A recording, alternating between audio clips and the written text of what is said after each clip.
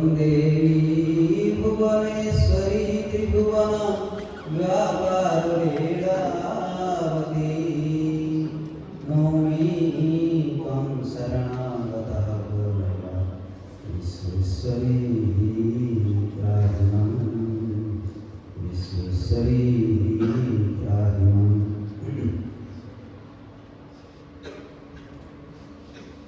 Welcome to all. I am not comfortable in English like you and your father, principals and other staffs, but I am comfortable in Sanskrit language. But I will told you through the language Hindi, the version Hindi. Sir, आज का इस कार्यक्रम का जो अध्यक्ष हैं और इस होली क्रॉस कॉलेज के जो प्रिंसिपल साहब हैं डॉक्टर एफआर बेनी के जॉन सर, आपको मैं नमस्कार करता हूं। और हमारे केंद्रीय संस्कृत विश्वविद्यालय एकलव्य परिसर के बौद्ध दर्शन विभाग के तथा आज senior most professor Avadhesh Kumar Chaubey महोदय जी को प्रणाम करता हूँ। और मेरे समक्ष उपस्थित मेरे परिसर के सभी मित्रगण और विशेष करके इस परिसर के इस कॉलेज के एचओडी विभागाध्यक्ष डॉक्टर देवाशीष दत्त जी और assistant HOD madam miss Sushmita Banerjee ji, और इस कार्यक्रम में जो दौड़ धाप कर रहे हैं इधर से उधर तो मैडम स्मिता जी और मेरे प्रिय छात्र छात्रीगण। क्योंकि मेरे प्रिय इसलिए कह रहा हूँ कि मैं आपके पड़ोसी का कॉलेज में डायरेक्टर हूँ।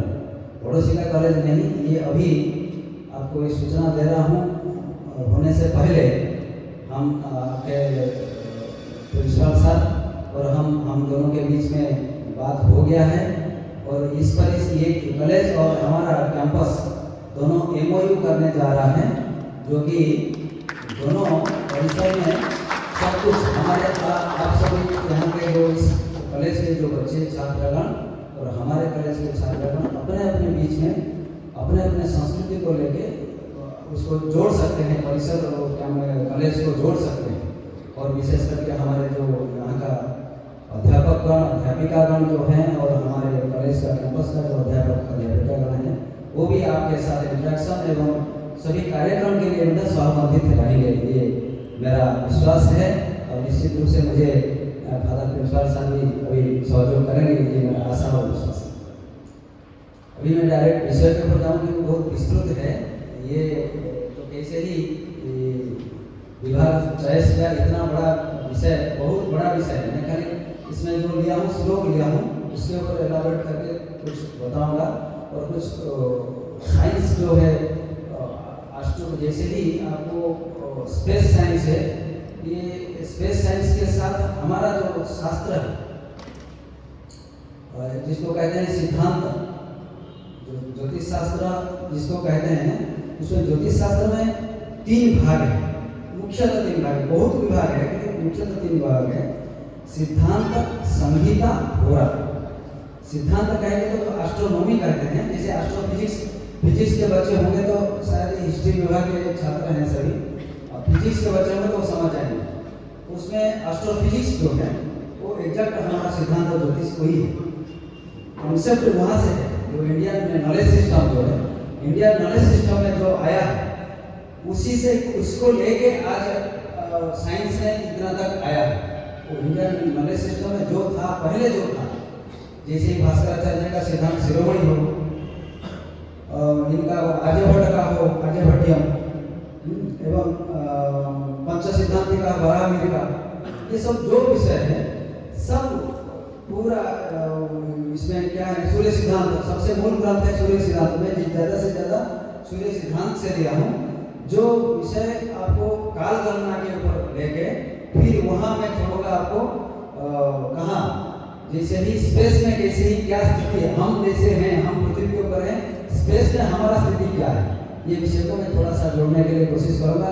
ऐसा ही इतना बड़ा विद्वान नहीं हूँ कि आप लोगों को पूरा समझा सकूं, कोशिश करूंगा समझाने के लिए।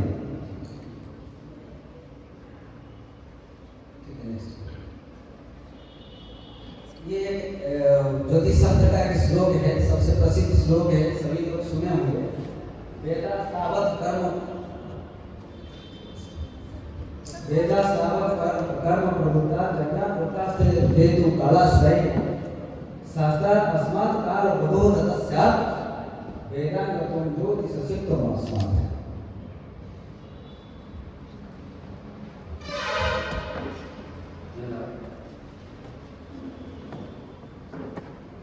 वेदा सावक यज्ञ कर्म प्रभुता, जो वेद है, हमारा मूल क्या है, भारतीय जो संस्कृति है, जो है मूल है वेद।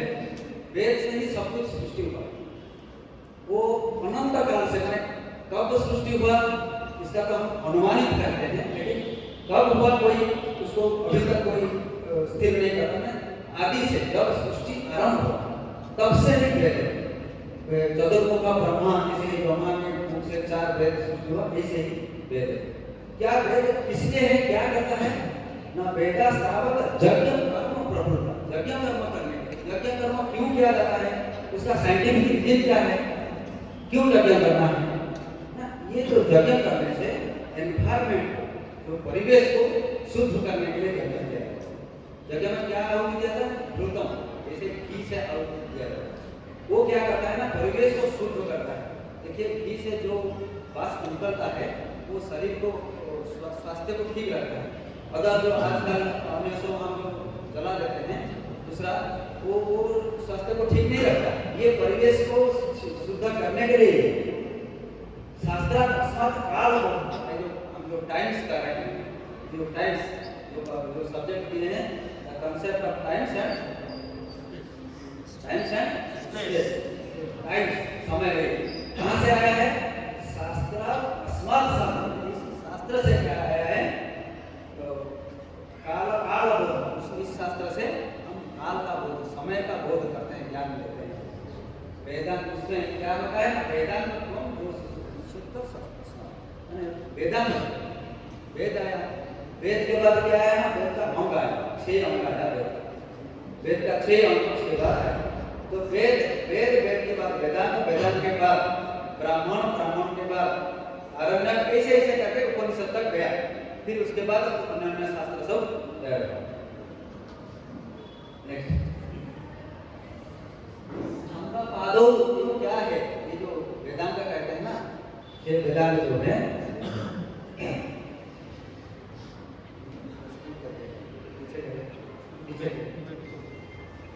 क्या कल्पो व्याकरणम निरुक्तम ज्योतिषम गति छंदसाम लक्षणम चैव सर्वो वेद। 6 वेदांग है, ये है शिक्षा, कल्प, व्याकरण, निरुक्त, ज्योतिष, छंद, लक्षण। नेक्स्ट ये इसमें क्या है ना, वेद का क्या है, वेद में सब अंग है, जो अंग है कहाँ कहाँ है, छंद पादो वेदस्य, वेद का छंद है पाद। जैसे ही घुंघरू नाचने के लिए घुंघरू चाहिए ना, घुंघरू पहनेंगे तो नाचेंगे, तब ये छंद क्या है, छंद से ही ये सब, जैसे नृत्य शास्त्र हुआ आपका, जो नाट्य शास्त्र हुआ, ये सब इसी से ही आया है। मैंने जैसे गान विद्या आया, इसी से ही आया। छंद पादो वेदस्य वस्तु कल्प, कल्प जो है, कल्प है, इसका क्या हाथ है, बहुत पढ़ते हैं, ज्यादा से नहीं जा रहा, बहुत आगे बहुत है। ज्योतिषम नयनम चक्षु, ज्योतिष क्या है, फिर ये मुझे फोकस यहाँ करना है। ज्योतिष क्या है ना, चक्षु। एक आदमी जब आंख मूंद के चलता है, क्या करेगा, गिरेगा कि नहीं, तब गिरेगा तो आंख चाहिए देखने के लिए, इसीलिए ज्योतिष शास्त्र जो है वो चक्षु है, वेद का चक्षु, अर्थात खाली वेद का नहीं, समाज का चक्षु। वो क्या करता है ना, आपको सत दिग्दर्शन देता है, सत मार्ग दिखाता है।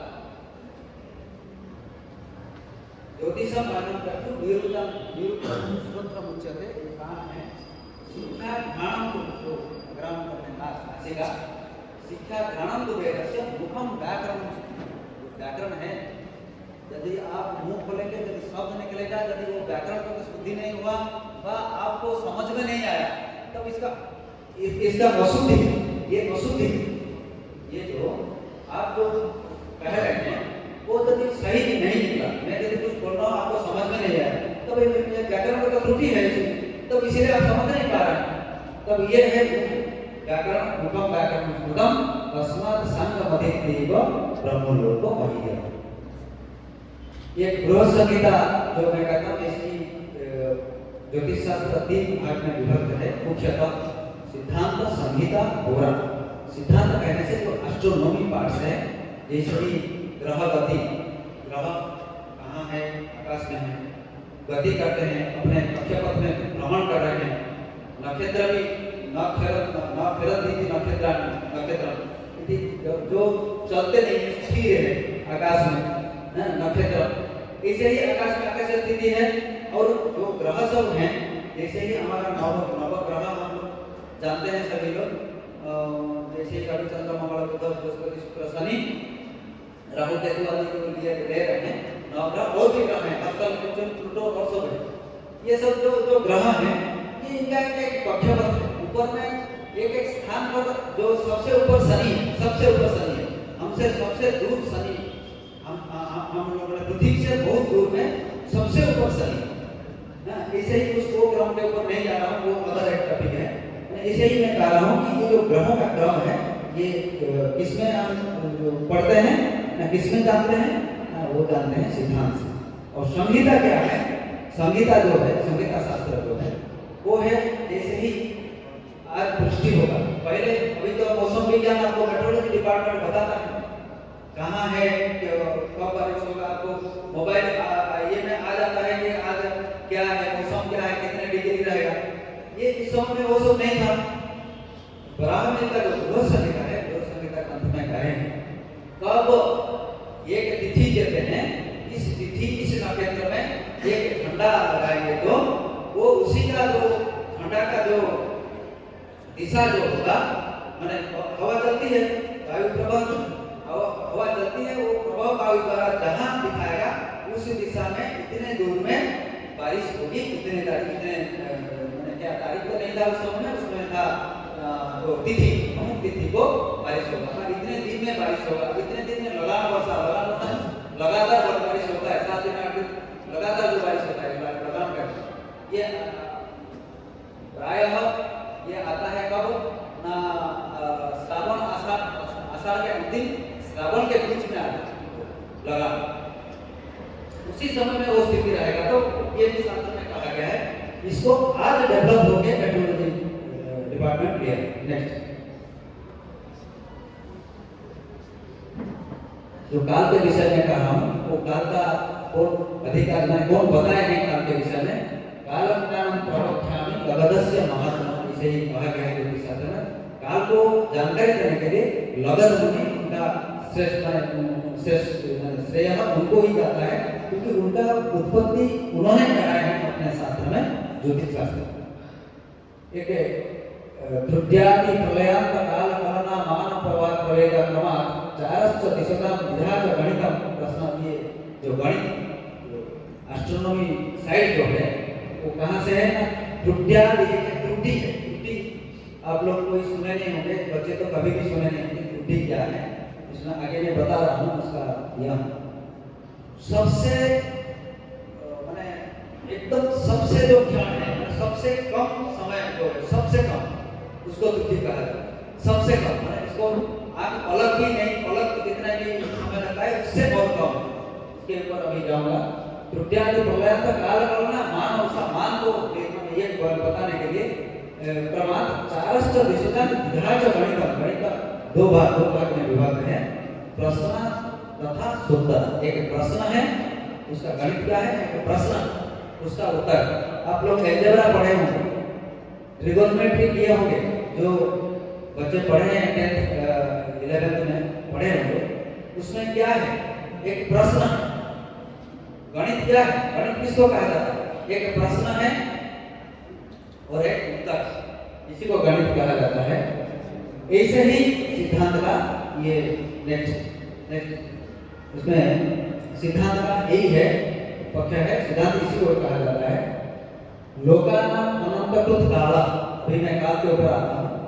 लोकानाम अनंतकृत काल कालोयम कलनात्मकः सदीर्घ स्थूल सूक्ष्मत्वात् मूर्तश्चामूर्त उच्यते।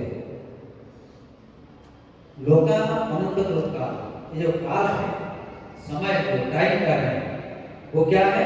अनंतकृत है। उसका कोई बता पाएगा? उसका कोई कहाँ से आरंभ हुआ, कहाँ से शेष हो रहा है? कोई काल का कोई बता पाएगा? कोई नहीं बता पाएगा। तब इसका अनंत है, कहाँ से शुरू हुआ, कहाँ अंत होगा, कोई भी नहीं बता सकता। लेकिन हमारा बता सकते हैं, हम कहाँ जन्म हुए, कब आपका मृत्यु होगा, हम हमारा स्पान पीरियड को हम बता सकते हैं, लेकिन इसको हम बता नहीं सकते। लोकानाम अनंतकृत काल कालोन्य हम कलनात्मक, ये जो काल है वो कलनात्मक, उसको कितने बार यही करता है। सद्युधा दो प्रकार का है, एक स्थूल काल और एक सूक्ष्म काल। स्थूल काल और सूक्ष्म काल। उस स्थूल काल को स्थूल मूर्त काल और एक अमूर्त काल। स्थूल को मूर्त कहते हैं और सूक्ष्म को अमूर्त कहते हैं। नेक्स्ट, ये देखिए, एक मैं दिया हूँ जो त्रुटि आदि अभी कहा था ना, तो त्रुटि क्या है, ये इसमें डायग्राम दिया हूँ। दिख रहा है कि नहीं दिख रहा है? दिख रहा है? इसको थोड़ा बड़ा नहीं, थोड़ा सा बड़ा वो सूक्ष्म काल है क्या है? शुच्या भिन्ने पद्मपत्रे कृत्यरित्य विधीयते तत्सश्चा रेणुका त्यक्तो रेणुसश्चा लवस्मृतः तत्सश्चा मुख्यकं कृतं तत्सश्चा प्राणोच्यते। ये इसको बोलने से छात्रों को थोड़ा सा लगता होगा कि हम क्या कुछ गड़बड़ करके बोल रहे हैं। जैसे ही हमारे जो संस्कृत के पढ़ने वाले जो छात्र हैं, उनके पास आप स्पीड में जो फॉरेन इंग्लिश बोलेंगे, फॉरेन इंग्लिश माने हमारा इंग्लिश बोलेंगे तो समझ जाएंगे, इंडियन इंग्लिश समझ। जैसे ही इंग्लैंड में, अमेरिका में जो इंग्लिश बोलते हैं, स्पीड में बोलते हैं, हम लोग को तो समझ में नहीं आता है, और ये हमारे छात्र कैसा समझ। ऐसे ही मैं जो संस्कृत बोलता हूँ, आप लोगों को थोड़ा सा लगता होगा कि ये क्या बोल रहे हैं, ऐसे ही कुछ हमको कुछ इधर उधर सुना रहे हैं। लेकिन ये देखिए, उसमें मैं आपको समझाऊंगा तब समझ आएंगे। जो त्रुटि कहते हैं, एक त्रुटि शुच्या पद्मपत्र भिन्न भेदनकाल। आपको पद्म जानते हैं, कमल का पत्ता जानते हैं। कमल का पत्ता में एक सुई को दबा देंगे, कितने समय लगेगा? कौन बता सकता है? एनीवन? कोई बता सकता है कितने समय लगेगा? सबसे कम समय वही है। जैसे ही एक सुई, नया सुई लाना है, सुई क्या कहते हैं बंगाली में?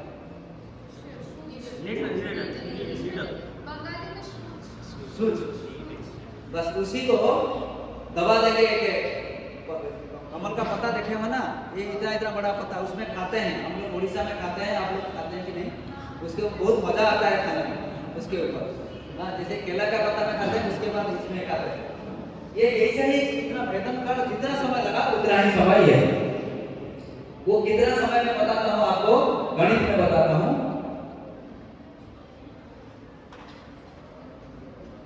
32,40,000 सेकेंड को 32,000, ये एक सेकेंड को 32,40,000 भाग करेंगे तो एक सेकेंड को 32,40,000 में भाग करेंगे तो जितना ही समय होगा उतना ही समय। ये सबसे सूक्ष्म समय जो कि हमारे पकड़ में नहीं आता है, इसीलिए उसको कहा गया है अमूर्त काल। अमूर्त काल का सूक्ष्म काल कहा गया। और उसके बाद क्या त्रुटि के फिर उससे थोड़ा सा स्थूल क्या आया? रेणु। एक रेणु है 60 टुकड़े। 60 त्रुटि होगा तो एक रेणु, और उसमें 1 सेकेंड को 50,000 4 सेकेंड 4 भाग, 50,000 4 संख्या में भाग देंगे। 1 सेकेंड को 50,004 80004 उसमें भाग करेंगे तो जितना समय हुआ तो 1 सेकंड। इसमें वो कितना है? 60 त्रुटि है, 60 त्रुटि होगा। फिर एक लव क्या है ना, 60 रेणु, ये 60 रेणु होगा तो 1 लव होगा। तब ये क्या है ना, 1 सेकंड को 900 भाग करेंगे तो 900 में डिवाइड करेंगे तो 1 सेकंड को, तब आपको 1 लव मिलेगा।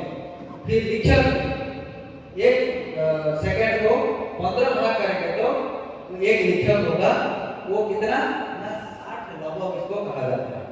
फिर 1 प्राण हुआ, 1 प्राण क्या होगा, 60 लिखक व 10 दीर्घाक्षर। दीर्घाक्षर क्या है? आ, ई, ओ, आ, ई है ना। वर्णमाला में वर्ण पढ़े हैं कि नहीं? वर्ण पढ़े हैं ना सभी?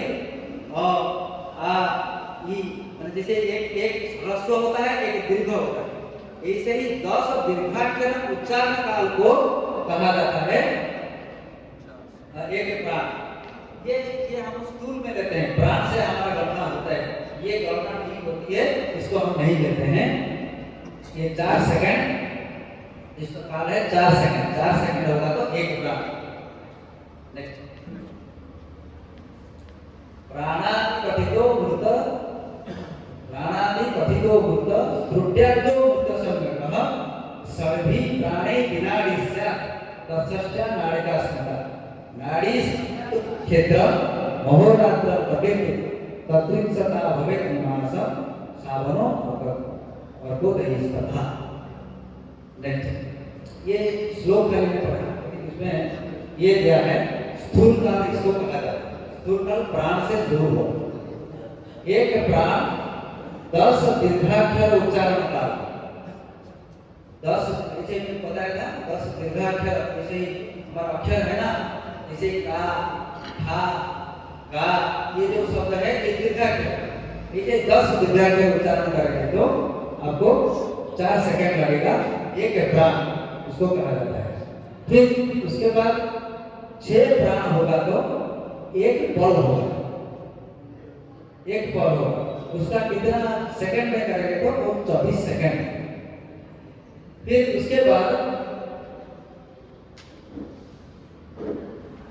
आधा पल, ढाई पल हुआ तो उसको होगा 1 मिनट। 1 मिनट का हमारा, चलिए हम अभी घंटा मिनट में सब कुछ कर रहे हैं। आज के जो पंचांग गणना हो रहा है, पंजी जो करते हैं, पंजिका, उसका जो गणना हो रहा है, ये सब गणना कैसे होता है ना, ये हमारा घंटा मिनट में होता है। लेकिन पारंपरिक रीति से जब आपका बांग्ला पंजी देखेंगे, पंजिका देखेंगे, उसमें पारंपरिक रीति की तिथि, नक्षत्र, योग, करण ये सब दिया जाता है। उसके साथ साथ क्या दिया जाता है ना, एक उसमें दिया जाता है घंटा मिनट, इतने घंटा इतने मिनट का घंटा मिनट दिया जाता है। 1 घंटा मिनट में उसको कन्वर्ट करने के लिए, जैसे ही हम लोग कहते हैं 24 घंटा, एक सूर्योदय से अपर सूर्योदय 24 घंटा, ये 24 घंटा में हम क्या करते हैं, ये 24 घंटा को हम, हमारा जो भारतीय परंपरा जो है उसमें 60 घटी कहा गया। क्या कहा है? 60 घटी। वो 60 घटी क्या है ना, 24 घंटा। तब एक घंटा कितना होगा? 2.5 होगा। 24 + 24 + 24 का आधा 12 हो गया 60। दैट मीन्स 2.5 घंटा हो 1 घंटा। तब ऐसे ही उसका भी 1 मिनट हुआ, 1 मिनट हुआ, 1 घंटा, 1 घटी 60 पल होता है, 60 पल होता है। इसको आपको समझ में नहीं, कितना नहीं आएगा, फिर भी मैं कल बता देता हूँ। तो 60 पल होता है। 60 पल में क्या होता है ना, इसे 2.5 होता है, ये भी 2.5 होता है। क्या 2.5 ना, 1 मिनट का 2.5 पल, 1 मिनट का 2.5 पल। क्यों? वो भी 24 60 मिनट आता है। 60 मिनट का होता है कितना? 1 घंटा होता है। 60 मिनट का 1 घंटा, तब 1 घंटा का 2.5 घटी एवं 1 मिनट का 2.5 पल, उसको नाड़ी भी कहा जाता है। पल का फिर और सूक्ष्म होगा तो वो विपल होगा। बल के बाद विपद होगा, वो भी और सूक्ष्म होगा। एक अहोरात्र माने एक सूर्योदय से अपर सूर्योदय तक होता है 24 घंटा का 60 घटी।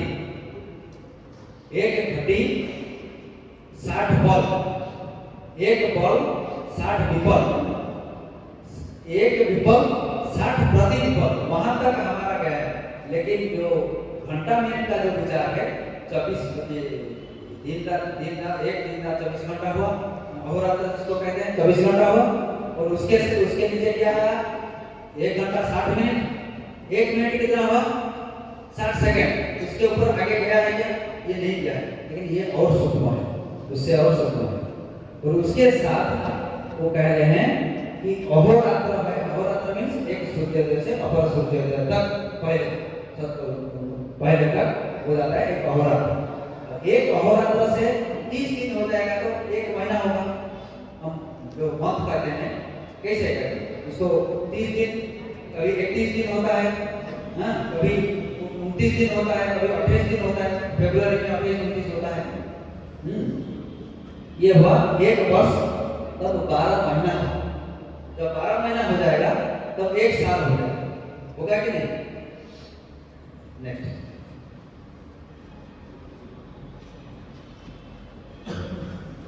इसमें एक बताऊंगा, ये 12 महीना हो गया, थोड़ा आगे से आगे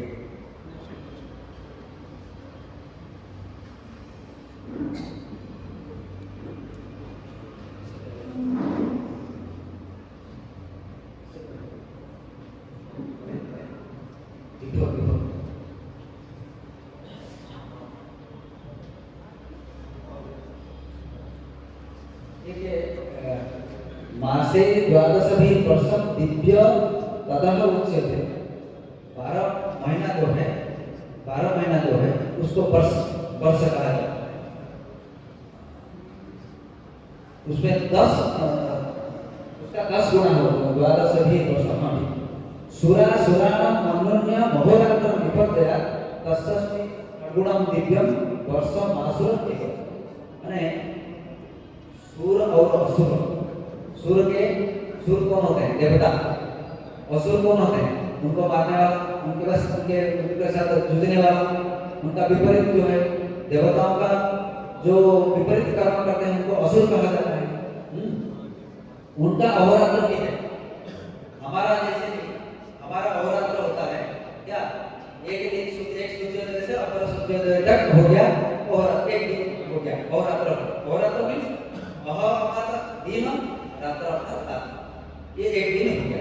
लेकिन पितृपुरुष है हमारे, जो यहाँ से जो जिनका डेथ हो जाता है, हमारे दादाजी परदादाजी सब, उनका जो डेथ हो जाता है, उनको क्या करते हैं? श्राद्ध देते हैं कि नहीं? श्राद्ध देते हैं।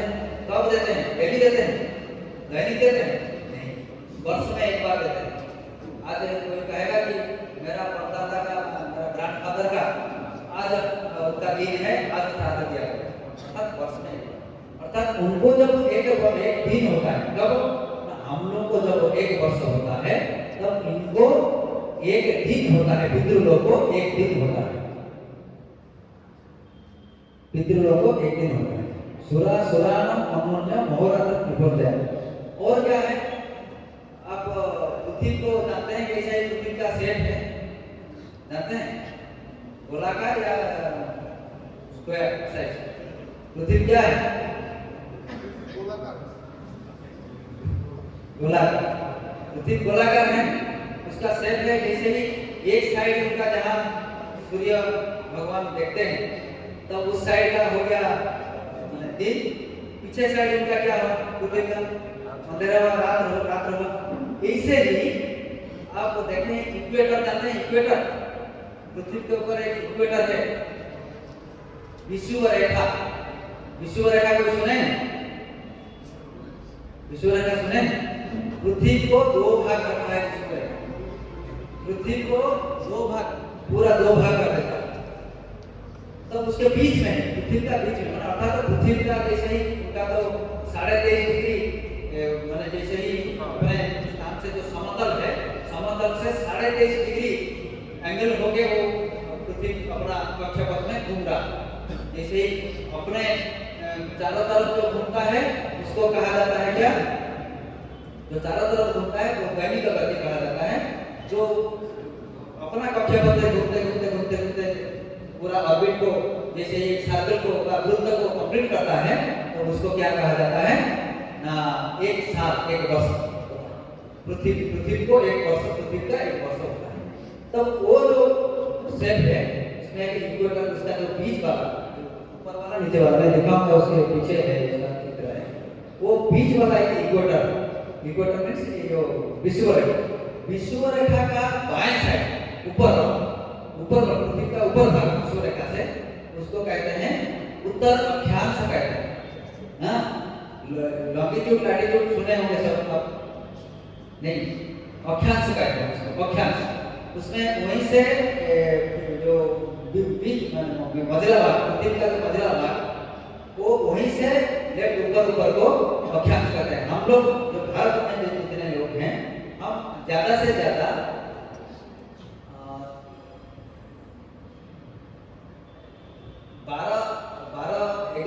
11 डिग्री से हम लोग, हमारा भारत का जो स्थिति है पृथ्वी में, वो 12 डिग्री 11-12 डिग्री से लेके ऊपर 32-33 डिग्री के अंदर है। हमारा लॉन्गिट्यूड देखिए, ये अक्षांश देखिएगा, अक्षांश का इसी के अंदर ही होगा, इससे आगे पीछे नहीं होगा। और अन्य देश का है, अन्य देश का दूसरा जितना ऊपर जाएंगे उतना ठंडा है। भारत का क्या है ना, इक्वेटर के आसपास है। इक्वेटर क्या है ना, 0 डिग्री, वो वहाँ अक्षांश शून्य है, अक्षांश नहीं है। आपको जहाँ अक्षांश शून्य स्थान है, वहाँ यदि आप खड़ा होके दिन में दोपहर के 12 बजे, वहाँ का स्थानीय 12 बजे जो होगा, आपको पूरा आपका जो छाया आपके पेड़ के नीचे रहेगा, आगे नहीं जाएगा। ये देख लीजिएगा, एक बार परीक्षा करके, क्योंकि इक्वेटर के पीछे जो भारत का कोई नहीं है। भारत के पीछे जो नीचे जो श्रीलंका साइड जो है, वो साइड है, वो उसमें इक्वेटर का है। श्रीलंका भी आधा है वहीं एक जगह, जो उसमें जैसे ही हमारा पहले कहा जाता था कि लंका नगर्या उदयाचपा, मैंने लंका नगरी के संस्कृत में लिखा है लंका नगरी। एक्चुअली लंका नगरी क्या है ना, रावण का राजधानी। इसे पुराना नाम पढ़े, रावण का राजधानी था लंका नगरी, लेकिन एक्चुअली वही है जो लंका नगरी रावण का राजधानी था, वही है जो 0 डिग्री पर है, वो स्थान 0 डिग्री पर ना। माने वहाँ क्या होता है ना, यदि गर्मी होगा तो बहुत गर्मी होगा, यदि ठंड होगा तो बहुत ठंड। सुराणम मन्य महोरात्रम, जैसे क्या होता है, हाँ मैंने भूल गया, जो पीछे जो इक्वेटर जो विषुववृत्त का निचला भाग एकदम सबसे जो दक्षिण भाग, नीचे हो गया दक्षिण भाग, ऊपर हो गया उत्तरी भाग। उत्तरी ध्रुव स्थान उसको कहते हैं, ध्रुव स्थान में क्या होता है, उत्तर मेरु, उसको उत्तर मेरु कहते हैं, जहाँ नीचे दक्षिण मेरु कहते हैं। उसमें क्या होता है ना, उत्तर मेरु स्थान के ऊपर एक उत्तर ध्रुवी स्थान, ध्रुव स्थान है। ध्रुव स्थान क्या है ना, हम जो हमारा जो पृथ्वी है, पृथ्वी के ऊपर में एक परिकल्पना किया गया है, एक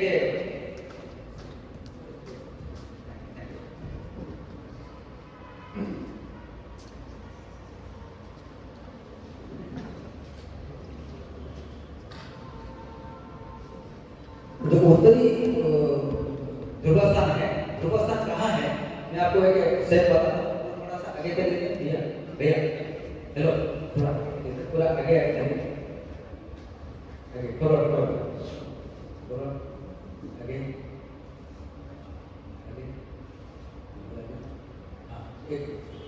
ये देखिए, ये चित्र से आपको पता लग जाएगा, ये स्थान है इक्वेटर। मैं उसको सीधा गया हूँ, आपके लिए सीधा नहीं, ये 23.5 डिग्री 23.5 डिग्री, ये सही उसका सेट है, पृथ्वी का सेट जो इसे सीधा नहीं है, पृथ्वी सीधा नहीं खड़ा नहीं है, ऐसे ही इसमें ये इक्वेटर हो गया। यहाँ से ऊपरी भाग, ये जो ऊपरी भाग है, ये उत्तर मेरुस्थान ए है, और ये दक्षिण मेरुस्थान ये है, मेरुस्थान का, लेकिन ध्रुव स्थान नहीं का। ध्रुव स्थान का क्या अर्थ है मैं बताता हूँ। ये जो पृथ्वी है, पृथ्वी पता कर जैसे पेंडू जैसा ही जो बच्चे खेलते हैं ना फुटबॉल जैसा ही हो। फुटबॉल के बीच वाला है, फुटबॉल के अंदर से हम धागा बांध देंगे, जो सूता का धागा बांध देंगे उसके अंदर में, उसमें एक बीच में एक पॉइंट है। वो जो पॉइंट है पृथ्वी का निचला हिस्सा में एक पॉइंट है, वहां से लेकर ये यहाँ जो उत्तर मेरुस्थान है वो सूत्र वहां से लेकर मेरुस्थान से लेके यदि ऊपर जहां गोल में मीन्स एक 15 है, पृथ्वी के ऊपर एक 15 है, जैसे हम कल्पना किए हैं क्रांति वृत्त, विश्व वृत्त, जाम्योत्तर वृत्त, ऐसे ही कुछ वृत्त का हम परिकल्पना किए। ये साइंस में एस्ट्रोफिजिक्स में है ये उसमें वो ध्रुवस्थान में जाके जो जहां ऊपर में जहां स्पर्श करेगा वो स्थान जो है वो ध्रुवस्थान कहा जाता है।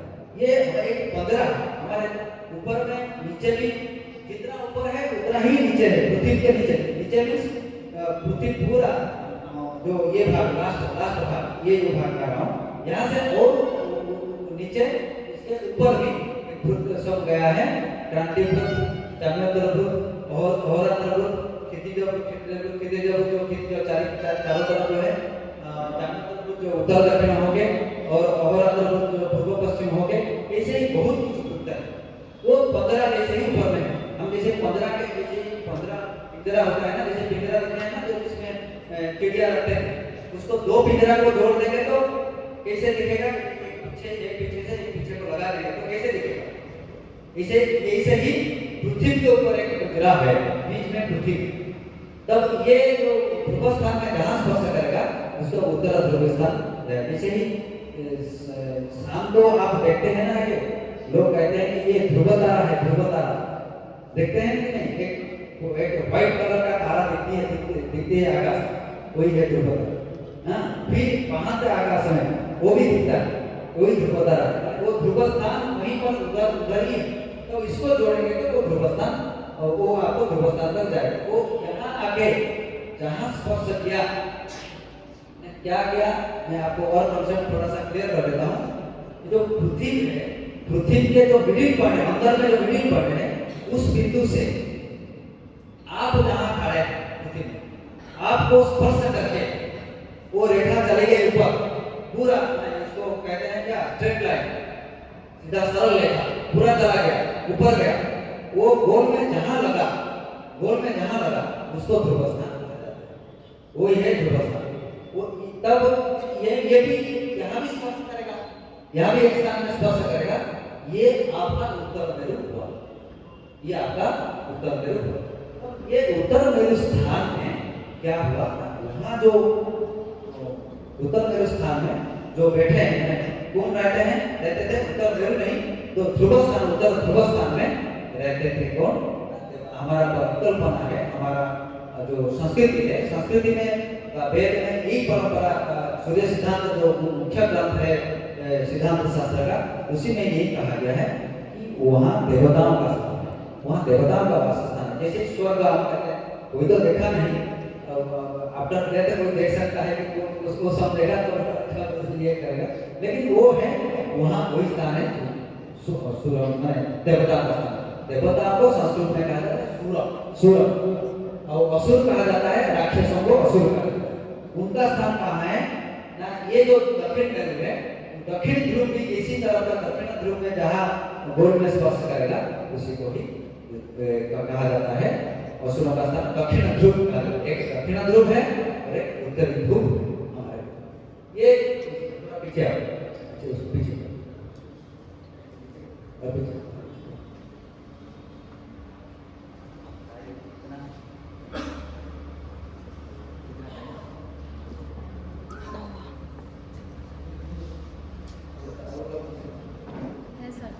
17 मिनट।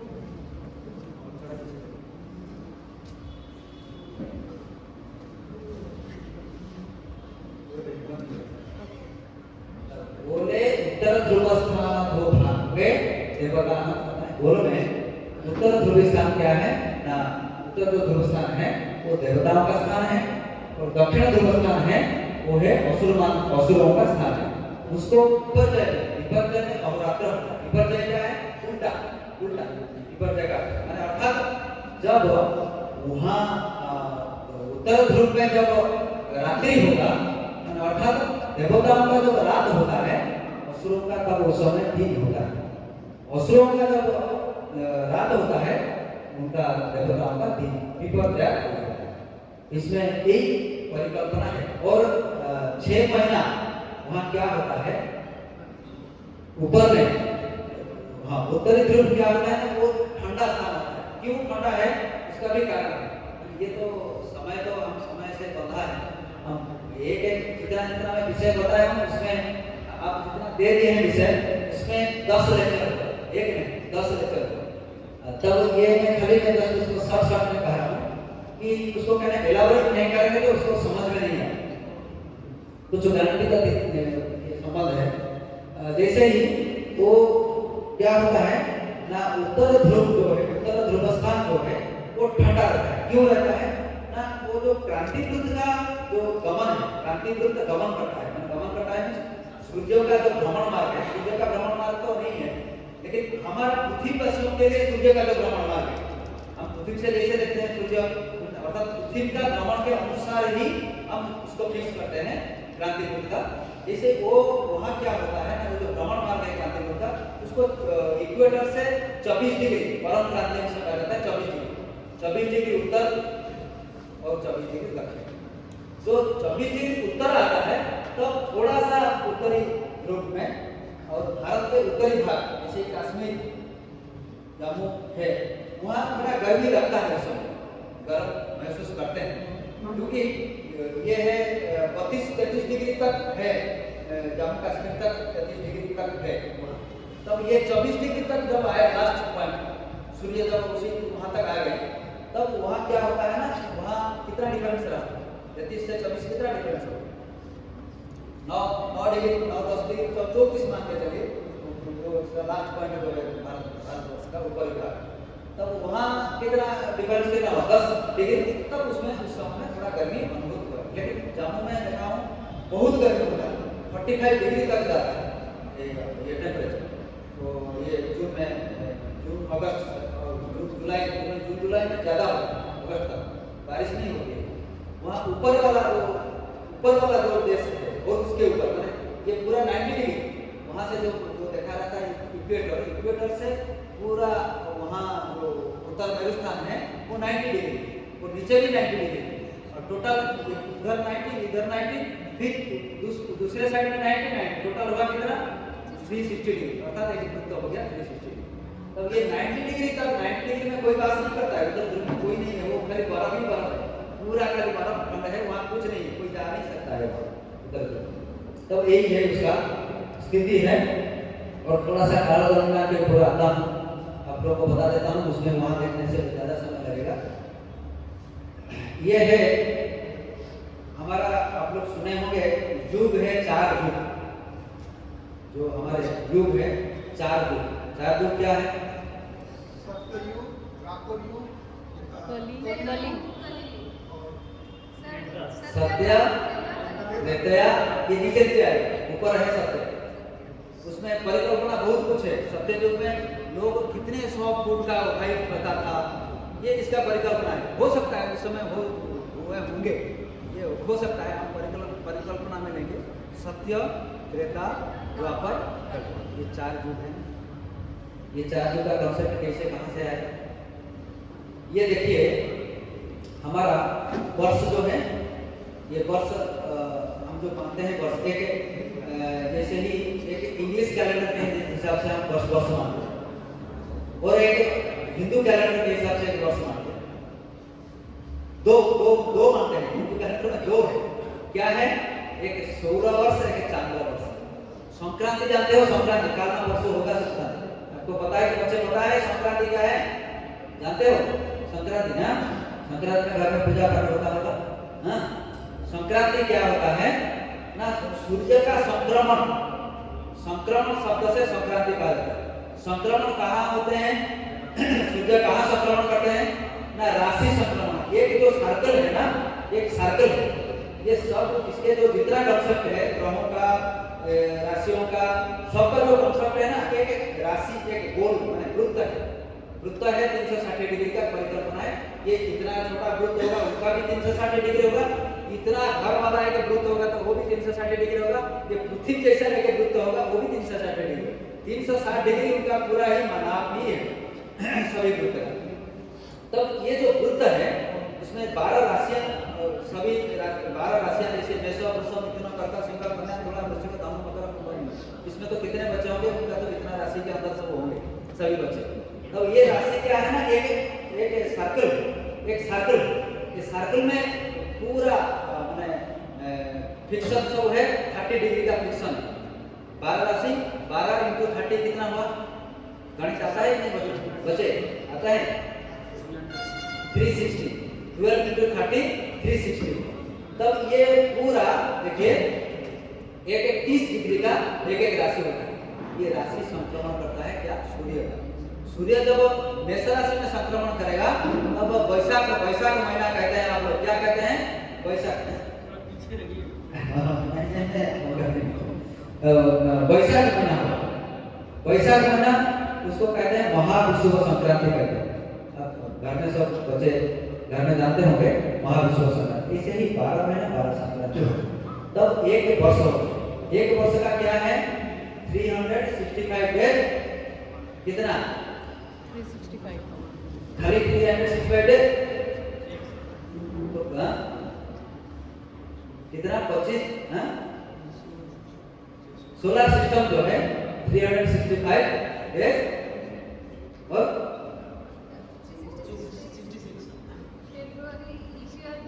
नहीं, जो क्या है इसलिए एक पढ़ रहा है ना, उसमें कुछ अधिक है ना, क्या है? कितना घंटा?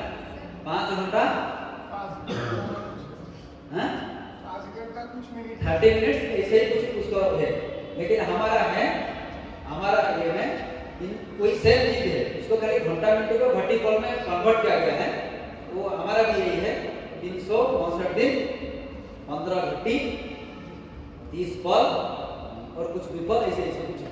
ये पूरा सर्कल है, माने अर्थात सूर्य का 12 महीना घूमने का जो है वो है पूरा इतने दिन का, इसको सौर वर्ष कहा जाता है। हमारा और एक वर्ष है चांद्र वर्ष। चांद्र वर्ष, तो चांद्र वर्ष क्या है? Lunar year. हाँ, एक लूनर ईयर और एक solar year. Solar year, lunar year. Lunar year में क्या होता है ना, हमारा जो पूर्णिमा चला गया तो हम सोच रहे हैं ये महीना चला गया, अर्थात पूर्णिमा के अगले दिन जो प्रतिपद आता है वहीं से गिनती करके पूर्णिमा के अंतिम के दिन ये खत्म किया जाता है, उसको कहता है चांद्र वर्ष। ये भी एक गणना है। दूसरा एक गणना है अमावस्या से अमावस्या। वो उत्तर भाग में, भारत के उत्तर भाग में इसका ज्यादा गणना है, और दक्षिण भाग में, भारत का दक्षिण भाग में क्या है ना, जो ये पूर्णिमांत मास और अमांत मास, अमावस्या जहाँ अमावस्या के अगले दिन जो प्रतिपद आता है वहां से लेके अमावस्या तक जो 30 दिन हुआ। लेकिन इसका क्या है? ये वर्ष का दिन कितना है? ये 365 दिन कुछ घंटा हो गया, लेकिन इसका क्या है? चंद्र वर्ष का हो 354 डेज, इससे अधिक नहीं जाएगा। तो 354 डेज यहाँ आया आपका 365 डेज समथिंग। तब इसमें बीच में गैप आया कि नहीं? वो गैप को कैसे करते हैं? मुसलमान कंट्री में नहीं करते, मानते नहीं है, वो सीधा चलता है ऐसे। आज इसी वर्ष ये आया तो उनका ईद आया तो ये भाई और कभी ईद आएगा, अगर पीछे चला जाए, ठीक पीछे चला जाए, कभी जनवरी आ सकता है, कभी भी उनका आ सकता है, उसका कोई ठिकाना नहीं। तो ये हमारा है, हमारे उसको फिक्स किए। जैसे ही 32 महीना कुछ दिन में हम उसको एक मलमास हो जाता है, एक्स्ट्रा महीना आ जाता है उस बीच। इसको क्योंकि सौर वर्ष के साथ इसको समान करने के लिए, सौर वर्ष के साथ इसको समान करने के लिए है, उसको मलमास व्यवस्था करना है। ये हो गया। इसमें थोड़ा सा जानकारी देना था, और बहुत कुछ विषय है उसके ऊपर, इतना ऊपर नहीं जा रहा हूँ। इससे आ रहा हूँ कि हाँ, युग के बारे में मैं कह रहा था, ये 4 युग है। ये जो सौर वर्ष नहीं, सौर वर्ष जो कहा, ऐसे ही सौर वर्ष में यदि 4,32,000 वर्ष हो जाएगा तब एक कलियुग होगा। जैसे ही हमारे जो संकल्प वाक्य करते हैं ना, हमारे वहाँ पंडिताई करते हैं हमारे पंडित लोग, तो क्या कहते हैं, कली प्रथम चरणे, कली प्रथम चरणे कहते हैं कि नहीं, मैंने कली प्रथम चरण मीन्स क्या है, कली युग है 4,32,000, अभी गया है 5,100 कुछ ईयर गया है, हमारा कली भोग हुआ है कली युग का। तब और कितना बाकी है हमारा, कितना 50 जन्म शायद लेंगे तभी नहीं हो पाएगा शायद, और 100 जन्म लेना पड़ेगा, 1000 जन्म लेना पड़ेगा, तब आगे जाएंगे यदि जन्म पूर्व जन्म में विश्वास है। तब ये ऐसा ही उसका 4,32,000 का वह कलियुग का उसका दोगुना कर देंगे द्वापर युग का। कितना हुआ, कोई गणती कर सकते हैं, 4,32,000 8,64,000। फिर कली का 3 गुना, कली का 3 गुना क्या है, त्रेता युग। 4,32,000 को 3 में गुणा करो, 17 लाख नहीं, 12 लाख और 96 ठीक है। फिर इसको 4 गुना करो, 17 लाख कुछ होगा। ये टोटल को मिला दीजिए, टोटल ईयर को मिला दीजिए, ये जो 17 लाख 12 लाख ये 8 लाख ये 4 लाख, ये सबको मिला दीजिए पूरा, देखिए आपका आएगा कितना, 43,20,000, 43,20,000। अर्थात ये 4 युग को यदि भोग होता है हम उसको कहते हैं महायुग। 43,20,000 को भोग काल को कहते हैं, उसको 1000 में भाग देंगे तो अर्थात देवताओं को कितना होता है, हमको कितना होता है, ये हिसाब लेंगे तो 1,000 वर्षाणि दिव्य वर्षाणि, अर्थात हमारा जो होता है वहां भी उनका हो जाता है, उनको भी। जैसे हमारा वर्ष जो है पितृलोक को एक, हमारा 1 साल होता है, पितृलोक को 1 दिन होता है, ऐसे ही क्रम जाता है वहाँ देवताओं का क्रम जाता है। लेकिन हमारा जो ये युग है, महायुग है, जो महायुग हम कहे हैं, ये महायुग जो भोग होता है ना, ये महायुग के एक महायुग हो गया, ऐसे ही 71 महायुग होगा तो एक मनु का भोग काल होगा। जैसे ही संकल्प वाक्य में फिर भी है क्या, वैवस्वत मन्वंतरे, कली प्रथम चरणे वैवस्वत मन्वंतरे, वैवस्वत मन्वंतरे क्या है, 14 मनु है, इसमें 7वां मनु वैवस्वत मनु, ठीक है। इसमें 7 मनु, 6 मनु भोग हो गए हैं, 7वां मनु अभी भोगकाल चल रहा है। एक मनु का भोगकाल कितना है, ये काल का आप तो कहे ना, विषय तो दिए हैं काल, काल को भी सुनेंगे ना।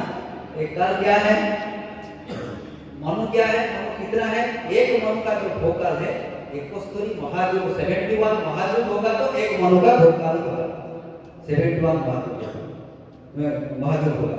तब एक मनु 71 अर्थात 71 इंटू 43,20,000, जितना गणना होगा उतना ही वर्ष के बाद ही ये हो गया। उसके बाद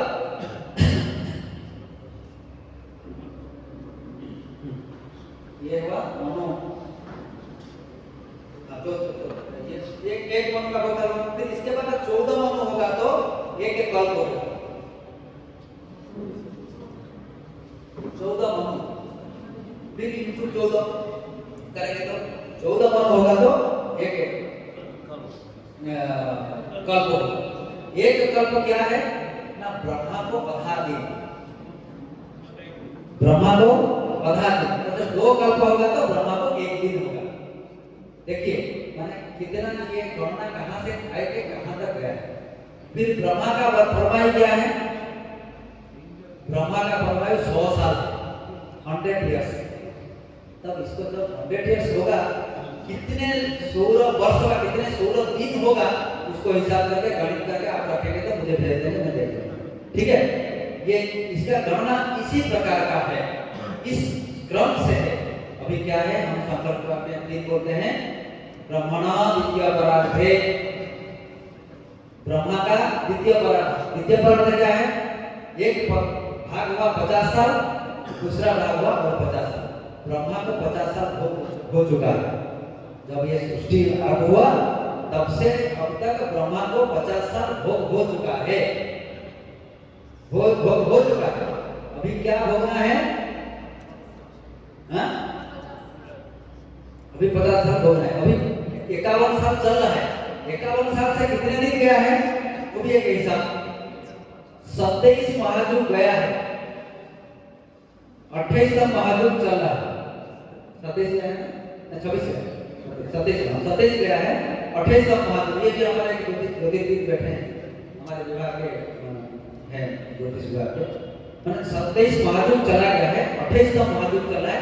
28वां महायुग में सत्य गया है, त्रेता गया है, द्वापर गया है, कली का 5111 वर्ष का कुछ है, एग्जैक्ट याद नहीं है, वो कुछ वर्ष हो। ये अभी यहाँ पहुंचे, तब हम जब कितना गया है उसका यदि निकालेंगे तो कितना होगा आप लोग कल्पना कर लीजिए। यही है मेरा विशेष प्रकार का उपस्थापन। और थोड़ा सा कहीं लास्ट पेज निकाल दीजिए, मैं 2 मिनट बता दूंगा। समय हो गया है शायद, समय शायद हो गया है।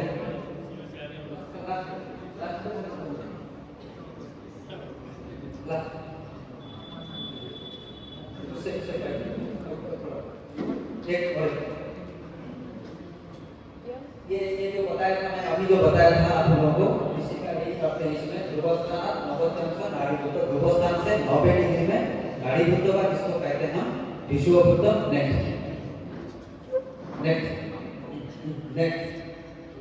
इसके ये देखिए, ये इसका शेप है। नाड़ीभूत का कैसे होता है?